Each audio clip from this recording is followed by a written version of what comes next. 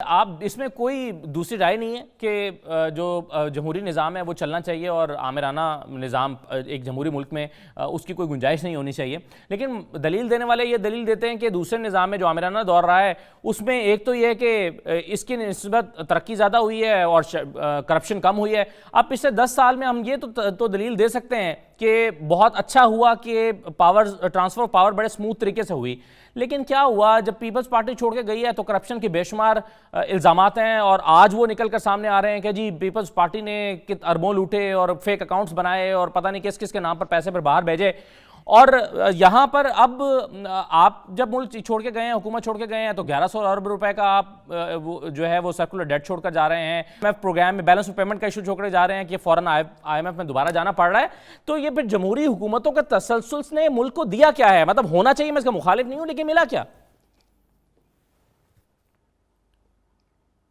دیکھیں جی، سب سے پہلی چیز یہ کہ یہ جو چیزیں نکل رہی ہیں نا، یہ چیزیں نکالی جا رہی ہیں۔ میں یہ نہیں کہہ رہی کہ یہ جو 10 سال ہمارے یا پیپلز پارٹی کے تھے کوئی دودھ کی نہریں ہم نے بہا دی، ڈیفینیٹلی اس میں غلطیاں بھی ہوئی ہوں گی، اس میں کرپشن بھی ہوئی ہوگی۔ مشرف صاحب کے دور میں آپ مشرف سے لے کے جو ریلوے کے منسٹر تھے جنرل صاحب اور تمام ان کی کابینہ کے لوگوں کی آپ کہانیاں نکال کے دیکھیں، آپ پہلے ان کو ایکسپلور تو کریں۔ اچھا، اس سے پہلے چلے جائیں، اس میں کوئی شک نہیں کہ جو پہلے کی ہمارے سیاستدان تھے اور جو پہلے کی ہمارے اسمبلی میں یا ایک معاشرے میں کرپشن تھی ہی کم، اوور آل کم تھی۔ اب کسی بھی چیز کا جب تناسب کسی بھی معاشرے میں بڑھتا ہے نا تو وہ ہر سیکٹر میں بڑھتا ہے۔ آپ مجھے بتائیں، آپ کس طرح یہ کہہ سکتے ہیں کہ پچھلے جو 2 دور تھے وہ سب سے زیادہ کرپٹ تھے؟ آپ اس سے پیچھے جا کے تو دیکھیں، مطلب پاکستان کو کھانا کب سے شروع کیا اور کس نے شروع کیا؟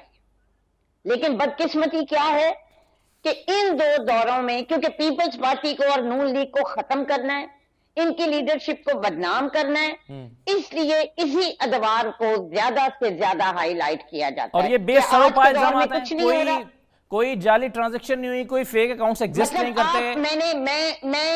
نہیں، ایک چیز میں نے ایک بات ہمیشہ کہی ہے جی، جو الزامات لگ رہے ہیں اس وقت، کیا وہ الزامات کسی اور سیکٹر، کسی اور محکمے، کسی اور موجودہ حکومت میں نہیں ہے؟ کیا جہانگیر ترین صاحب نے یہی کچھ نہیں کیا؟ کیا اور جو فیڈرل منسٹر اس وقت کیبنٹ میں بیٹھے ہیں انہوں نے یہ نہیں کیا؟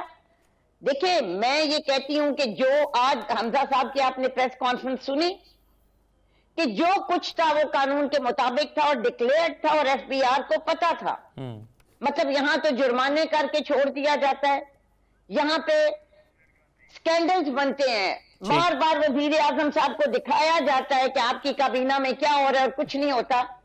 مطلب میں بالکل یہ دیکھیں، یہ دونوں چیزیں ساتھ ساتھ چلیں گی۔ ٹھیک ہے، یہ کہنا کہ یہ سموتھلی اگر ٹرانزیکشن ہوئی ہے تو اس میں کرپشن ہوئی ہے، اس سے پہلے کیا ہوا ہے؟ صحیح ہے، مطلب آپ کہہ رہے ہیں کہ اب ہوا ہے تو پہلے بھی تو ہوا تھا۔